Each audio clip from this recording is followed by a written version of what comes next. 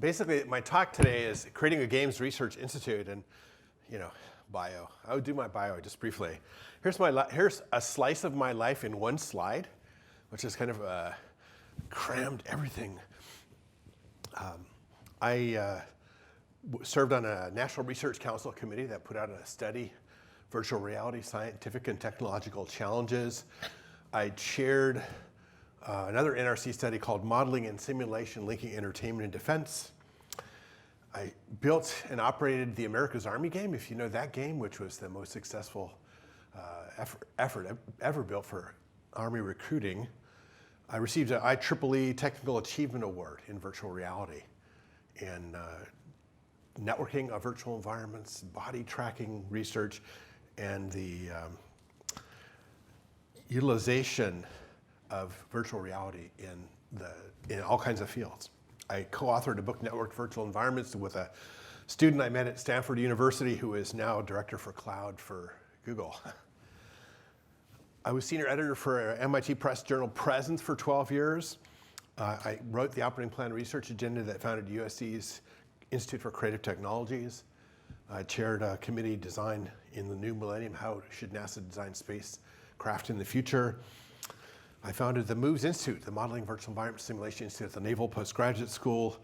This one in Chinese says I'm advisor to the Ministry of Culture in Jiangxi Province for a virtual reality theme park and augmented reality experiences for the historic museums like Terracotta Warriors. I'm an IEEE fellow, and I founded the computer science games program at USC, which has now become a key part of USC Games. So start there. There's a lot more career, but that's just part of it. I'm also advisor to 17 startup companies. So, all right, overview of the talk. I'm going to talk about how games education drives a very interesting research focus that is not it's not happening in most computer science departments, most universities. So, we'll tell you a little bit about USC Games and talk about some of the key classes for change, and then I'll give you sort of an overview of Game Research Institute directions. So what does game education look like? Well, I started out with this picture in 2005. And I talked to all of the game industry people I knew, which is probably about 65 people. And they said, well, 65% of our demand is for programmers who know how to build games, and 30% is for artists, and 5% is for designers. So I started there, and I said, well, I can do the programming side pretty well, so let's do that. So at USC Games is an amalgam of a number of different educational programs. We have a bachelor's in computer science specializing in games. We have a master's in computer science specializing in game development. We have a bachelor's in interactive entertainment, an MFA in interactive media. We hope at some point in time to have a bachelor's in game art and design. We also work with the USC Thornton School of Film Scoring, the Marshall School MBA program, and the Annenberg Communications Management program. So if you try and ever build a cross-disciplinary program inside of a university, you will appreciate this, because this is cross-disciplinary is really basically not what universities do for the most part. Although probably the most interesting job I ever applied for was to be at Rockefeller University, and this is a long time ago. This is 1983, and I liked Rockefeller because it had no departments. You just kind of joined the university and figured out where you belonged and what research group you were in. And I thought that was great. I keep hoping I have that somewhere. So degrees, I've graduated something on the order of 2,700 students in the last 14 and a half years. And I do stupid things like this. What's the payroll for this group of students at this point in time?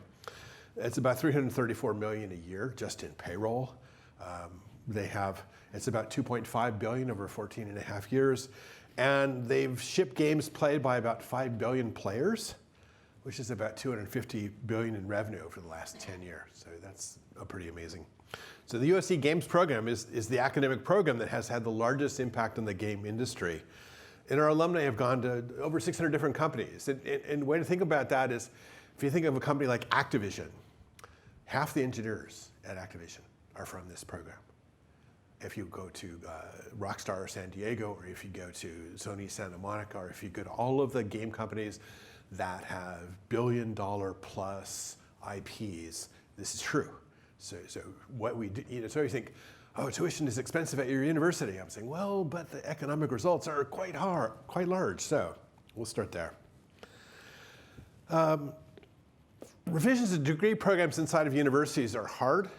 It's a long and slow process. So when I went to found the Computer Science Games program, I wrote 18 brand new syllabi and put a memo on top how it all goes together for a bachelor's and a master's program. And they, back in 2005, they printed it all out. It was like, I don't know, 100 and some pages. And they handed it out to the faculty 5 minutes before they had to vote on it. So I thought it was great. So I got a unanimous yes. And now trying to make changes, it's like, oh, wow, should we do that? You know, it's like driving this ship by pushing it yourself on the side or something. Our original education program in 2005 was for AAA title console developers. That's how we designed the computer science side. And at that time, there was no mobile, there was no AR, there was no VR, there was no mixed reality. And so our revised plan as we go through things is how do we go and catch up and revise things and add in machine learning and all of the AR and VR hardware that's out there now.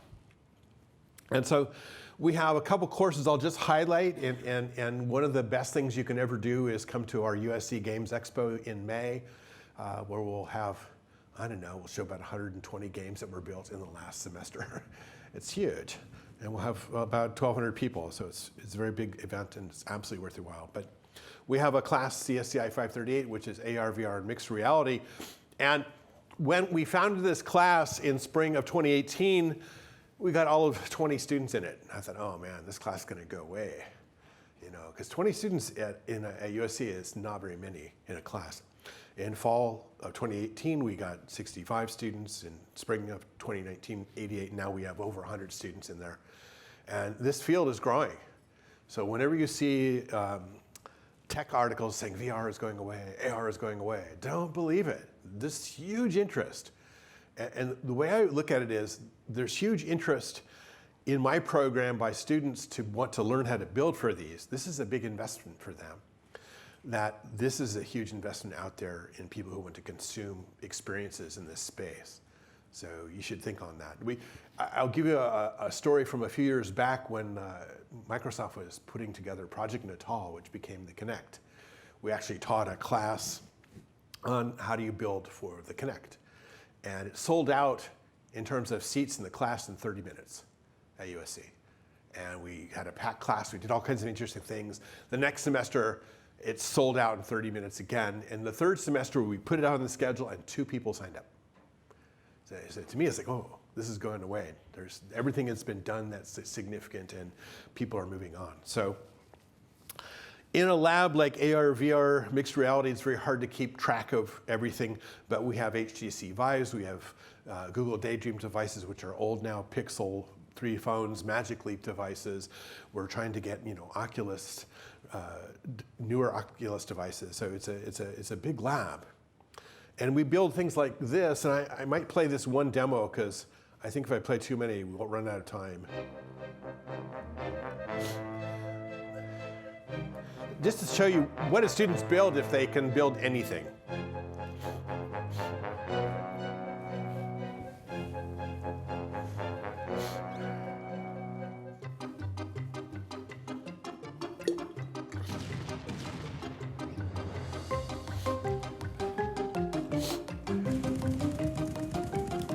I'm just going to do one demo. I think you'll look at this. Oh, I have time? Okay. We'll play more.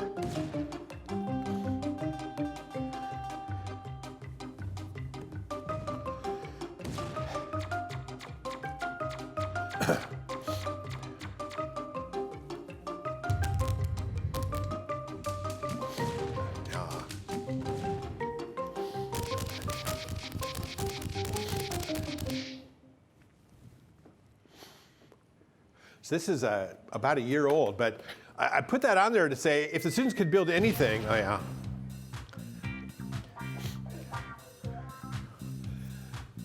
So people always say, well, students don't build professional stuff. I look at this and say, in our program they do, all right? So I'll show you a couple more because we have some time. Here's another one, Supernova.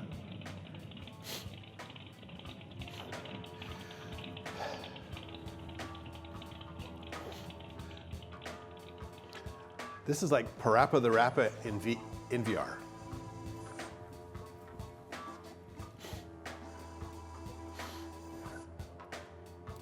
See, the more entertaining thing in most of these VR experiences is if you put a camera and aim it at the person who's in the VR experience and watch how they move around and do things, especially when they're dancing to music. All right, now here is like a really weird one. It appears you have awoken from cryo-sleep earlier than expected. Systems indicate that one of the cryopods has been damaged and will not accept the fluids. It must be sent to the laboratory section to be reset and restored.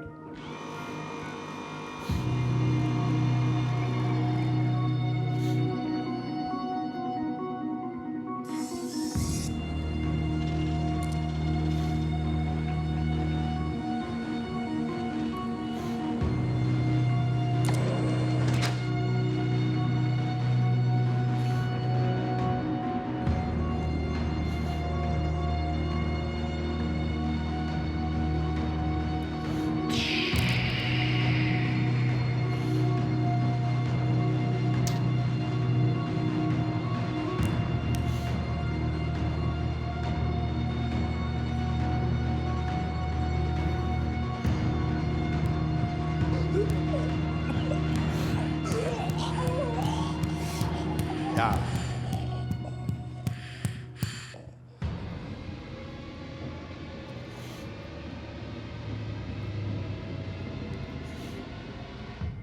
I will return once you have regained your sanity. I know. These are creative. You know, you tell the students, you know, come up with a design, pitch it to us, and we'll let you build it. King Mike, I like that one.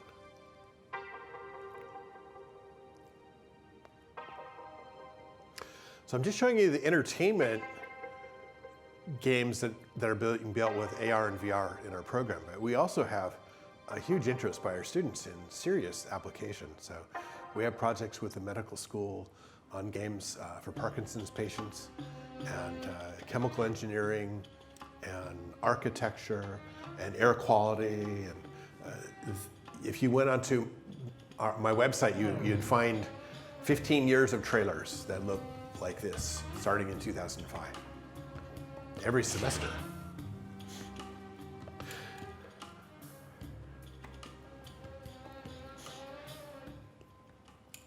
This is like an escape room event.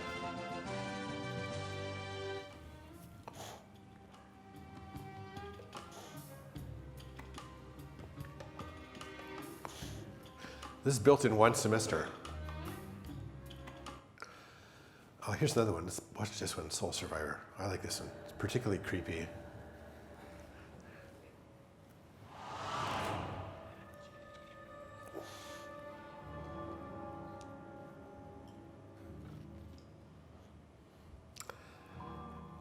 So, I like how this starts out. Every school has a story, and then they show this completely filthy school, which is not USC at all. USC is a beautiful school.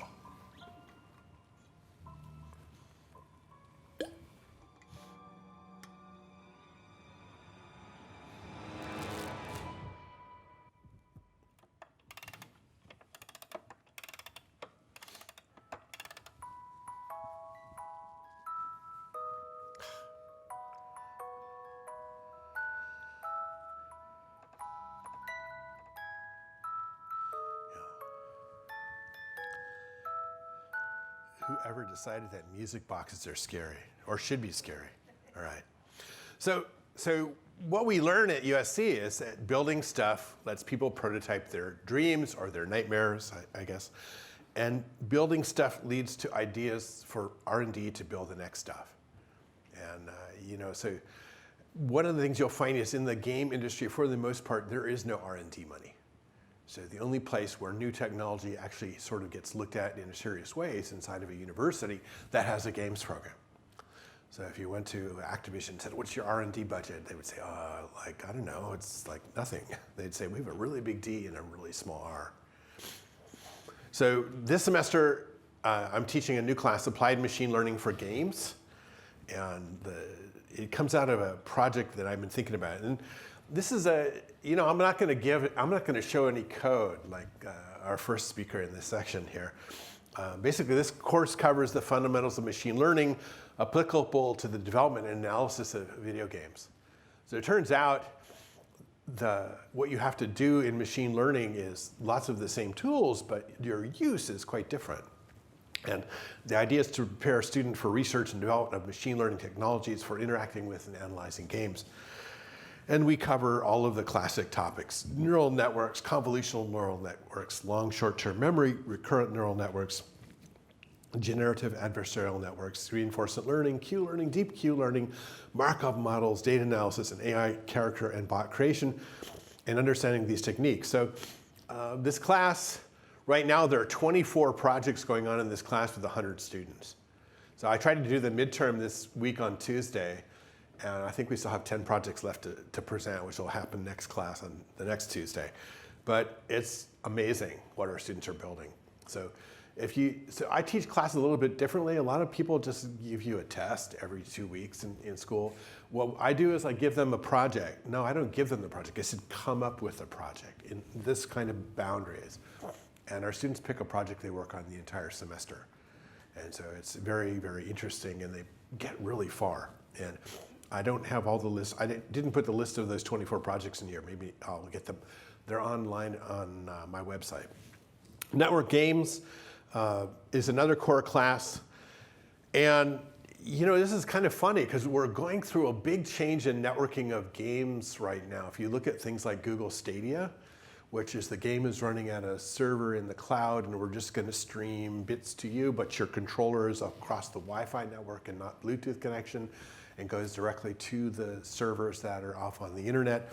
This is a big deal. So we've got this class, network games. I always liken this class. This class, its impact is interesting because 75% of the engineers at Activision Central Technology have taken this class. So the online infrastructure for Activision is huge. They have to go from no players to 30 million players in like a week when they launch the next version of Call of Duty, which I guess is just happening. And I teach them how to build that. And that's a big deal. But those ideas were sort of PC gaming, console gaming oriented.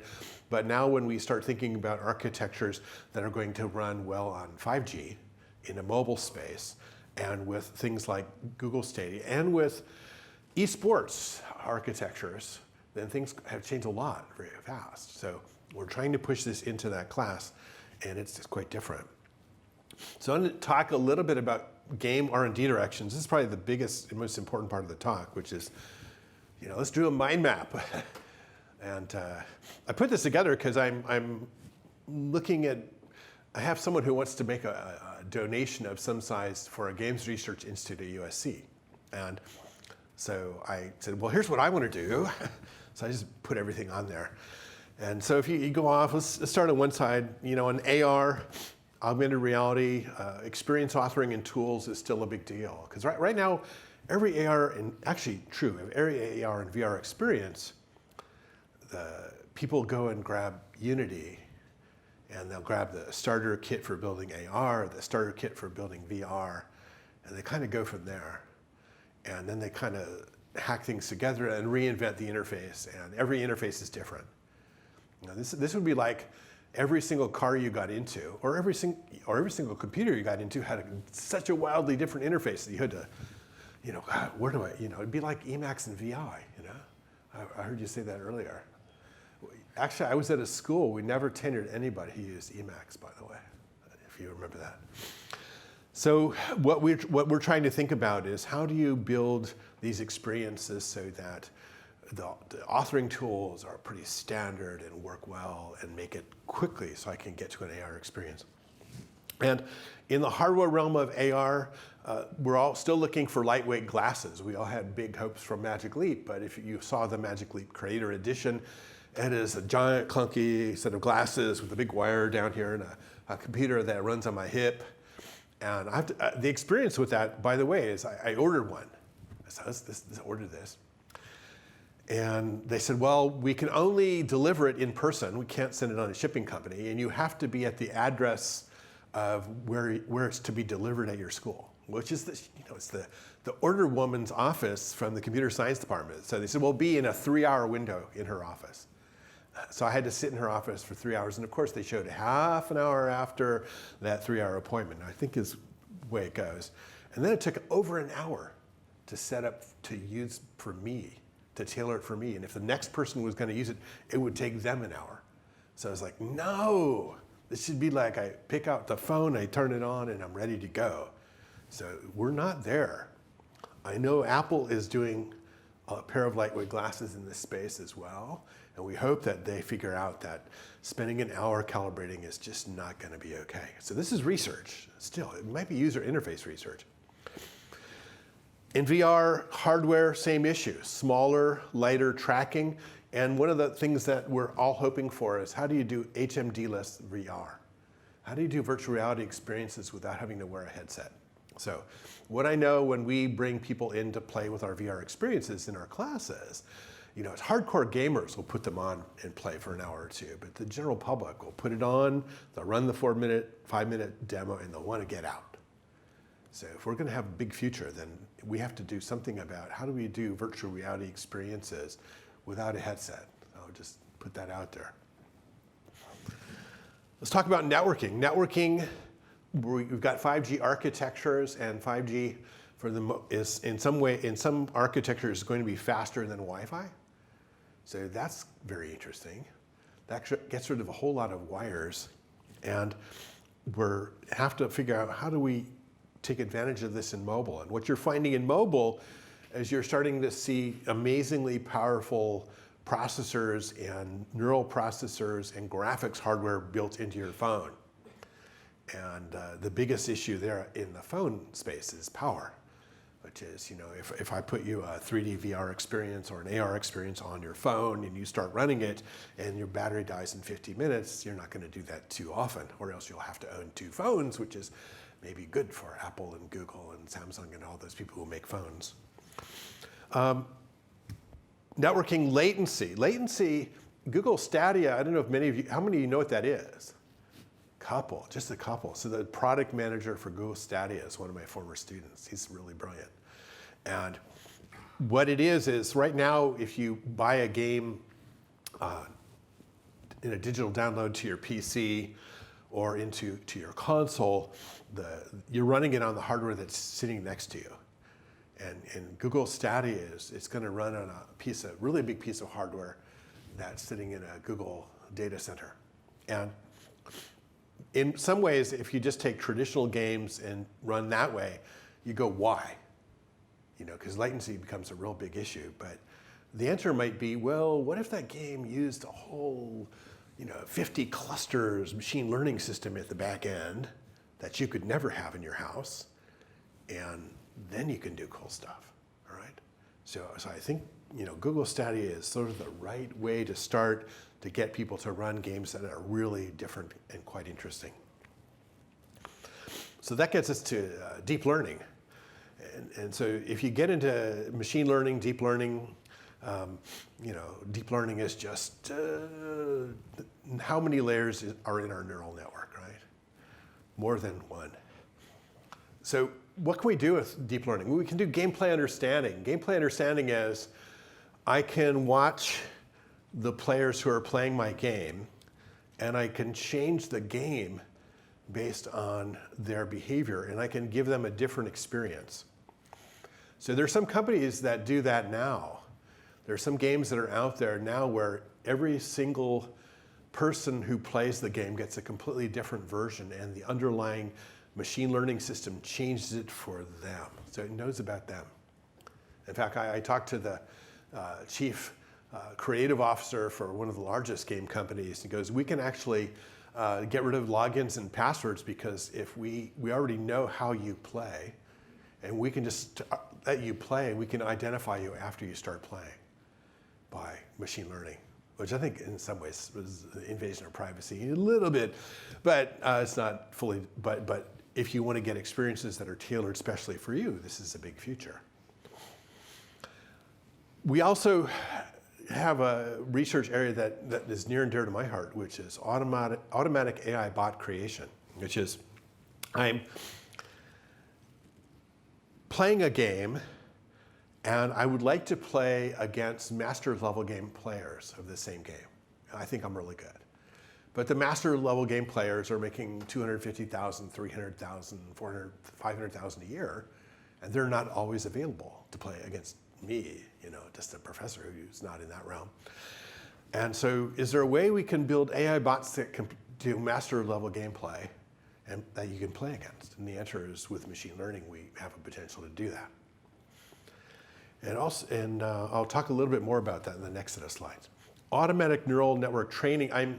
Right now, if you saw the first slides from the first speaker in this session, neural networking is fragile in the following way, which is, right now I have to build a training set.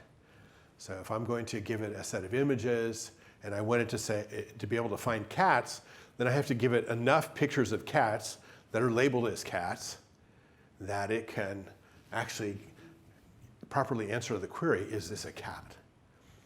So if I go run the Apple Photos app, that's embedded in there right now, and if I say, show me pictures of dogs, it shows me all the pictures of dogs they've ever taken, which is not that many, plus it shows my daughter's former cat, who we always called Fur Dog, because he's really furry and looked like a dog, but he's really a cat. So it finds Fur Dog, which is kind of interesting. So I think it's a mistake, or else they're listening to us, all right?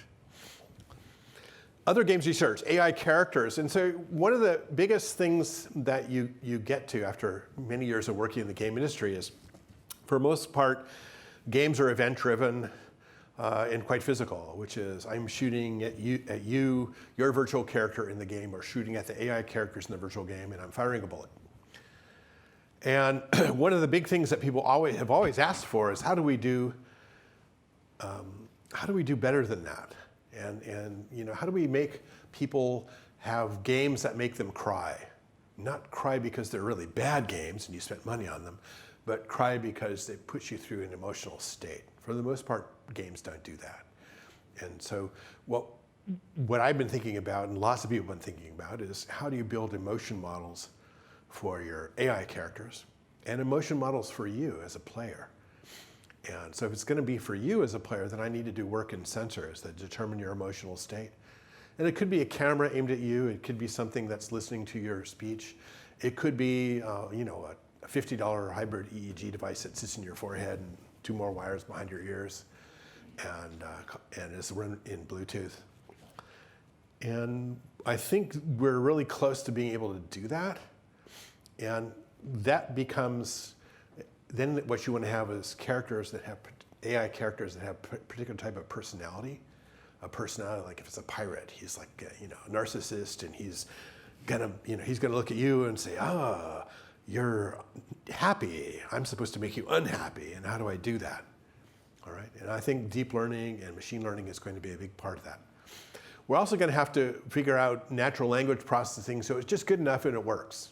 All right. So I think Google is running down the road and is really successful in NLP. I think if I have an iPhone, unfortunately, and when I go, hey, Siri, go do something, it has never, ever, ever done the right thing, except for once in a while it will give, you might find the answer on this web page. It's just like, yeah, how useless. I use Google Translate a lot, because one of my close friends is Chinese, and she every once in a while will have an expression she doesn't know in English, and and Google Translate works perfectly. All right, and in fact, when I try and speak Chinese to it and my pronunciation is right, it comes back and gives me the proper English. So I feel very confident that we're at the point where we're going to be able to put really cool natural language into games such that we can do story creation and understanding. And if we have emotion models, then we're in really futuristic kinds of games. Now you realize the game industry is primarily built on hits. So a Call of Duty comes out every year because there are 3 studios that are making Call of Duty. All right, and most, I one time asked Electronic Arts, and they said something like, 23 of our 24 games are sequels. All right, so if you went to them and said, I've got this brain sensor that can read the emotional state of the human, they'll do something like come back when it's on all phones and all consoles and it's there for free and we don't have to provide the hardware. So research is very key, and that's why universities are important. So some R&D progress. I will go through here. I mean, sort of the things that we really need to make VR interesting, smaller, lighter HMDs, they're either a pair of glasses or they're nothing, or else it's just something different, all right? Lightweight, non-intrusive tracking. Right now, if you look at the Vive trackers, they're these big claws, and you look at the lighthouses, and they have all kinds of reflection problems, locomotion solutions. You know, if you use a Vive and you start walking around, you crash into walls, you understand this quickly as soon as you trip over your coffee table. Again, speech recognition, AI characters, I think I've covered most of that. I did a project with one group of students, which we use IBM's Watson to generate an emotional state vector for an AI character. And I'll just tell you what this was a student-chosen project that I just said, that sounds good to me. And it was interesting. It was a project about how to pick up a woman in a bar, all right? I'm saying, okay, wait a second. I said, okay, do the project. And the woman in the bar is IBM Watson, okay? And so so when you talk to her, you know, what you can get out of IBM Watson is if you can, the demo they did was just text-based. So if you give the right text to it, IBM Watson will tell you, is that an angry text? Is that a happy text? Is that a good text? It'll do a sentiment analysis on the text and give it back to you. So you then, if you have a good cheap emotion model, which is what these guys had, then you can get reasonably interesting responses back from the character. So I thought it was good, you know, because I know a lot of computer scientists are not very good at meeting people. And so I thought, you know, we could make this basically a trainer. All right, we'll stop there. I'll skip on. That one worked really well. And I had the other idea was I wanted Facebook analysis. You know, once we started getting, once we started playing with IBM Watson. So it was free for a month for each student. So we made sure each group had 5 students in it. So they had free IBM Watson the whole semester with a different account. And Facebook analysis, I wanted it to read the next 50 posts on my Facebook feed and give me an emoticon of the emotional tone, which of course in the time of this president, that could be really angry. So you might just say, I'll turn it off until after the impeachment. Messaging analysis. Before you send that hostile text message or email, you get a caution on the emotional tone of your message and perhaps a suggested rewrite. You know, you might want to say nice things, or you know, I think that'd be kind of cool. Or I'm going to delay sending that email for 24 hours until you calm down. I'd like to see that. Screenplay analysis.